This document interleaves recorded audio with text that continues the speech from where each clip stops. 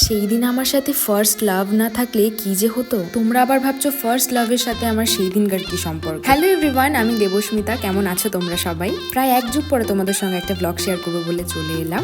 9th মেতে আমার পাতি কলোনিতে ব্রাইড ছিল, তো আমি, আমার বোন আর দেবাঞ্জলি দিয়ে চলে গিয়েছি। ফার্স্টে আমরা ব্রাইডের বাড়িতে গিয়েছিলাম, কিন্তু স্পেস কম থাকার কারণে ব্রাইডের বান্ধবীর বাড়িতে আমাদেরকে নিয়ে আসা হলো, ব্রাইড সেখানে সাজবে বলে। যাই হোক, আজকের মিষ্টি ব্রাইডের সাথে পরিচয় করিয়ে দিই। আজকের ব্রাইডের নাম হলো সুস্মিতা। সুস্মিতা দিয়ে ভীষণ ভালো ছিল, খুব হাসি খুশি একটা ব্রাইড। আমি জানি না কেন আমার ব্রাইডরা এত কেন লেট করে। সেই দিনকার ব্রাইডও এত লেট করে বসেছিল। ব্রাইডকে সময় দিয়েছিলাম আমি 2টার সময়, ব্রাইড সাজতে বসেছে 5টা।